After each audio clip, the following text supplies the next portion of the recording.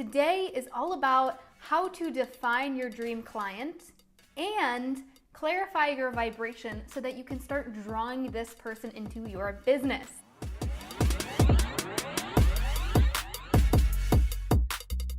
My name is Jen Casey. I am a business strategy coach, and I work with online entrepreneurs who want to go from social media to sales and monetize online. So the first thing we need to figure out is, who is your dream client? Who is this person, right? Do you have a clear picture of your ideal client? Do you know who they are? You want to ask yourself, who is that person that you want to work with more than anything? Many times when new entrepreneurs come into the online space, they tend to take anyone. They're like, well, beggars can't be choosers. Do you know that feeling? Beggars can't be choosers. I just have to take these people because they want to work with me. It could be men, it could be women, they could be 15 years old, there could be 65 years old. It doesn't matter. I'm in that lack mindset, and I don't know that more people are coming. But you do get to choose. You get to manifest who you want to work with. So what is the feeling that you want to get when you are working with a particular client? What is the feeling that you want to get? How do you feel around this ideal client when you guys are working together? How do you feel when you get off the call with them? Are you like, whew, I am drained. I am super drained after that call. Or are you sitting there going, God, I love that person. They are so freaking fun to talk to, and they challenge me as a coach, and they make me a better person, and I have a great time talking to them, and they're decisive, and they show up. Who is that person that you want to work with? And there are so many exercises out there of, writing out the type of coffee she likes to drink and the car she drives. And I want to clarify the purpose of those types of exercises. I actually think they do serve a purpose. Now, from a marketing perspective, they can come in handy, but I think from a marketing perspective, the priority when you're trying to market to somebody is going, well, what is the problem that you solve? What is the problem that this person is needing solved? What are they typing into Google? What are they looking for? But when we get to that place of, who do I want to work with? Who do I want to manifest?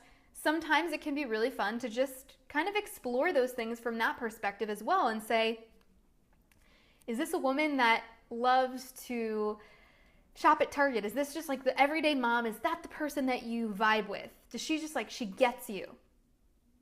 And think about it like this. When you were trying to go, maybe you went through a period in your life where you were dating. I'm sure we've all gone through that to find the love of your life, right? You went through a process where you dated some people. And through that process, you probably said, well, I don't like this one, this guy, this girl, because they don't have my sense of humor. I want somebody that has my sense of humor. And then you had this whole checklist of qualities and interests of your perfect person, the person that you would love to spend time with and the person that you'd potentially like to spend your life with. So it's the same concept we're applying here when it comes to finding your perfect clients.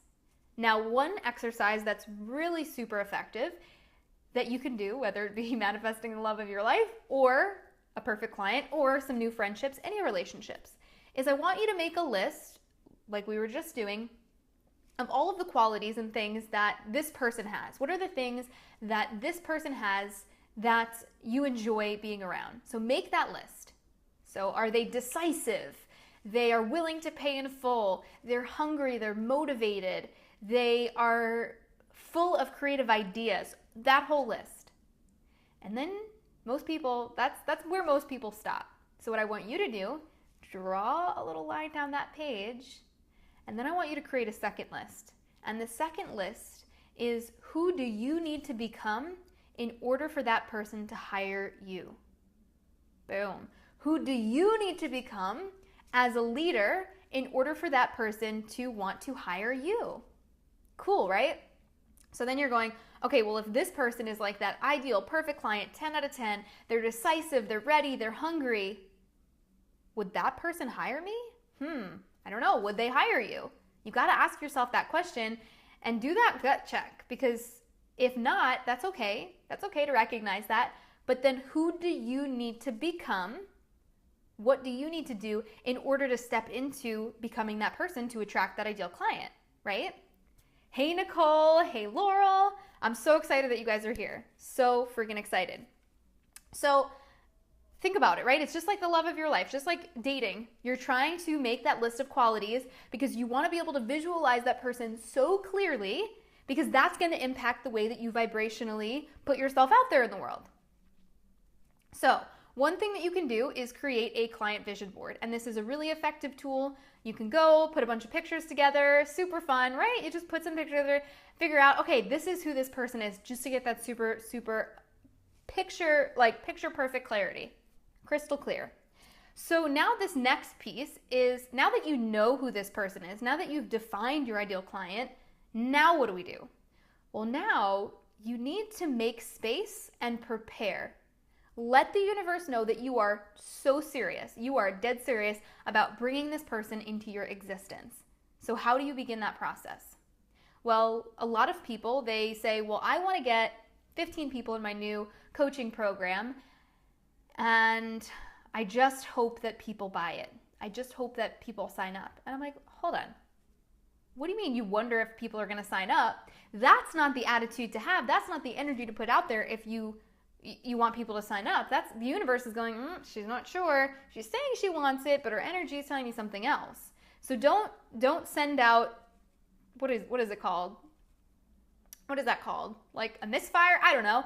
Just you're sending off blanks, right? You're confusing the universe. You're sending off two different intentions, two different rockets of desire. I don't think people are going to come, which means I don't want them. And then I do want to fill this course. So you have to clarify that and be very, very mindful about the energy you're putting out there. Because think about it. If someone is going to go and get married, you get proposed to, you're like, yay, we're going to have a wedding. What does that person do to prepare for their wedding?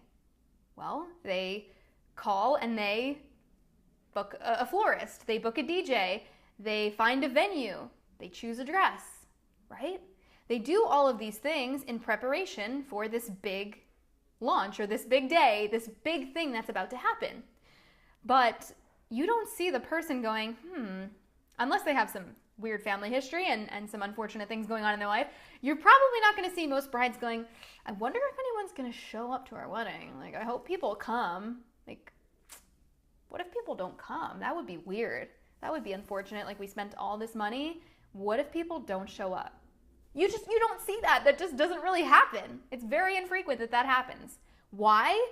Because they have no resistance around the fact that it's going to be a perfect day. One of my very close friends, she used the law of attraction through the lens of cheeseburgers. And this is totally trademarked, so no one can steal it. But she's like, here's how I explain the law of attraction and resistance around what you want. She says she loves cheeseburgers. And she goes, when I go into a diner and I want to get a really good juicy cheeseburger, I sit down, I order the cheeseburger, and the server says, okay, sure, I will go and get that for you. 15 minutes goes by and poof, there in front of her is a delicious cheeseburger. And she goes, now through that process, I'm not sitting there going, I wonder if it's going to come. I wonder if they're going to forget about my food. I wonder if it's just not going to appear. No, she's like, oh, it's happening behind the scenes.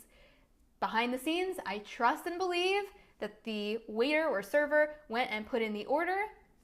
The chef, the cook, they know that I have put in this request, and they are in the process of creating it. They are in the process of making this happen for me. And then there you go. There it comes. There's no resistance around it. And that's exactly how the law of attraction in the universe works. We shoot off a rocket of desire. We ask for something. Can I have a cheeseburger? And lo and behold, there it appears. The problem that many people run into with manifestation is when they try to micromanage it. When they try to get involved in the how, they're going, but how is it being cooked? Well, if you're trying to run into the back and grab the spatula out of the chef's hand, you might get burnt. It might take a little longer. You might have to try it 3 different times before you get it right because you're not surrendering to the possibilities. So, same thing. When you are trying to attract your ideal client, when you're trying to launch a big course, there's a lot of strategy that goes into social media marketing. And sometimes we can get into that very heavy masculine energy of trying to micromanage every last piece. But there is a spiritual aspect to a lot of this. There is that vibrational match that you've got to get yourself into so that you can start drawing people in. I'm not kidding you. I am not kidding you. I sat down to write out this challenge, not for me, but for you. I wrote out this challenge for you, but because I was sitting and writing out all of the mantras and all of these different things as worksheets, yesterday, so I put all this together yesterday during the day. Yesterday evening, I had 2 people who are clients who I already love working with reach out to me and say, do you do one-on-one? Because I love you and I would love to work with you. And I was like, what? So random, so random. And then this morning I was on a call with a one-on-one client and she was like, yeah, so do you have like a bigger package? Because I want to do more one-on-one with you. I was like, oh my God, this is hysterical. I wasn't even purposely trying to manifest any new clients. I like to say I do quite well. And I was blown away by how just by me sitting and holding these intentions to create this program, to create this little challenge for you, all of a sudden I started drawing it in too. So if you jump in, I'm telling you, it's gonna work for you. Okay, so who is the person that you need to become in order to attract this ideal client? You've got to ask yourself, where do you need to level up in your business? Now, some of you are saying, well, I know who I want to work with, but I don't have a program yet, or I haven't mapped out a one-on-one, or I don't have a way to take payments.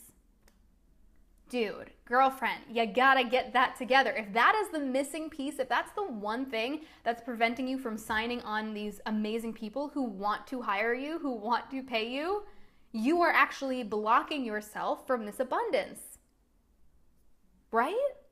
Right? So do you need to get more professional photos? What's missing in your business right now on a tangible level? We're talking about the spiritual, but we're also talking about the tangible stuff. So are there systems that are missing that are making you feel like you're not ready? Do you need to get nicer photos so that you feel more ready and professional, right? Do you need to level up in some area? Do you need to become more visible on live video? Are you that person where you're like, I only go live like inside my Facebook groups, I don't really do it on my public page? There's probably about 5 people who would love to work with you, but they don't know that you even exist, or they don't know if they're 100% sure they want to work with you, but once they see you on video, that's going to be it. They're going to know. Why are you holding yourself back? So how do you become that person, that 10 out of 10 coach that's just freaking killing it, so that you can start attracting in these perfect people, these amazing people? Well, you already wrote out who that ideal client is, who she is, what she looks like, the things that she likes to do. Who would she hire? Who would this person hire? And how do you then step in and become that person?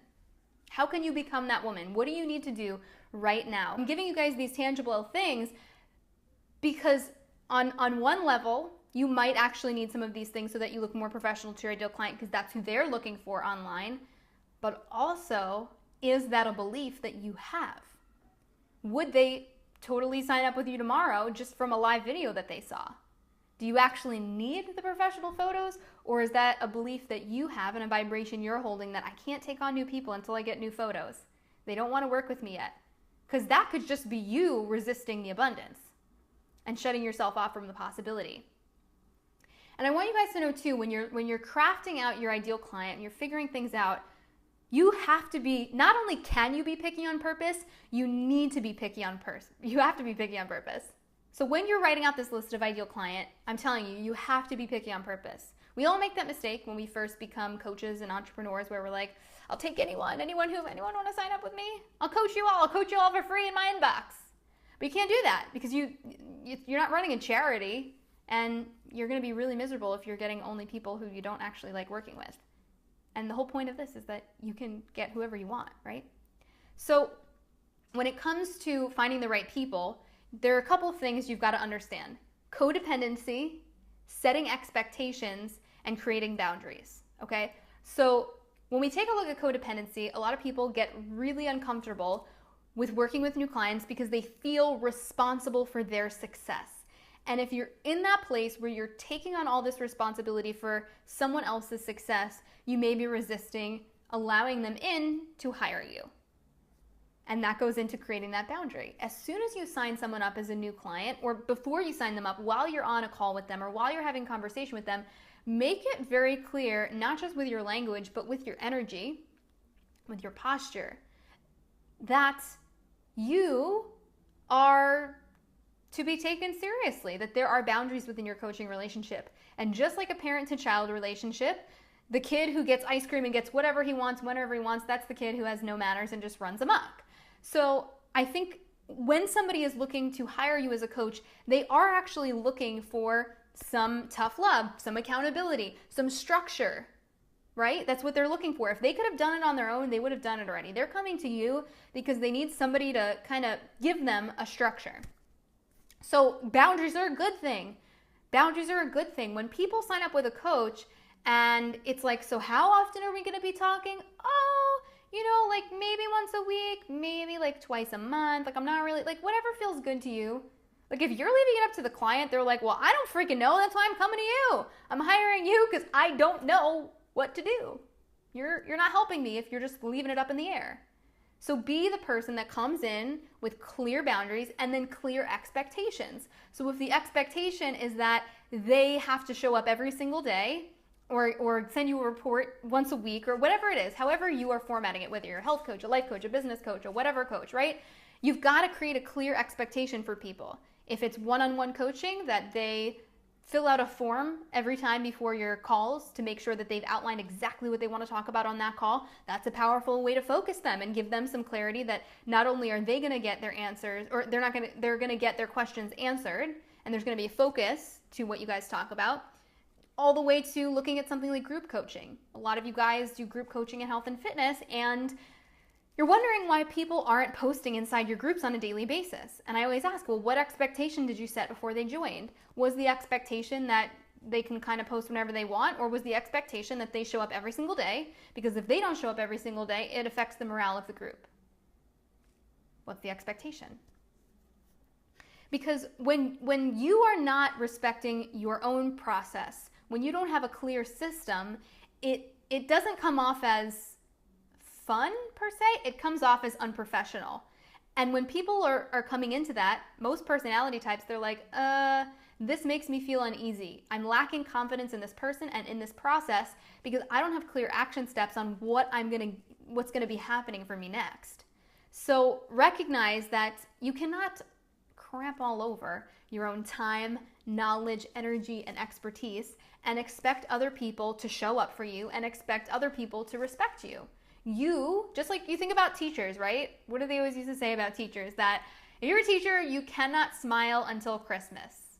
Why? Because if the teacher is all like, fun teacher on day one, oh, those kids are they're gonna be out of control and you're not gonna get anything done. And first impressions, those are lasting. So if the teacher goes in with a bunch of 12-year-olds and doesn't set a clear expectation and clear class rules, clear boundaries from day one, they're going to run amok. People want to know, where do you stand? So don't be afraid to hold that power as a coach. And that may be the missing piece for you right now, that one thing that you need to level up into, step into, so that you really can start to attract those people who want somebody who's going to really push them to that next level, really get them to that next place in their health, their life, or their business. So that is what I have for you today. Your action step today is to go and create your client vision board. Map out exactly who this person is. What does she like? What does she do for fun? What are her hobbies?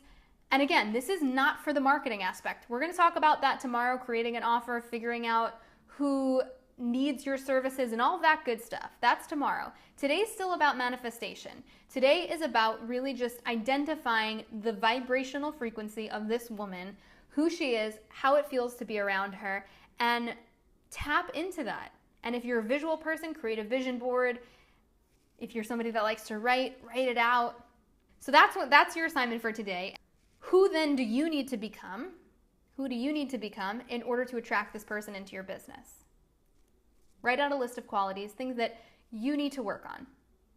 You will start to attract amazing people when you start to do serious work on yourself. That's really where the magic is. I can give you strategy all day. I give it all day long.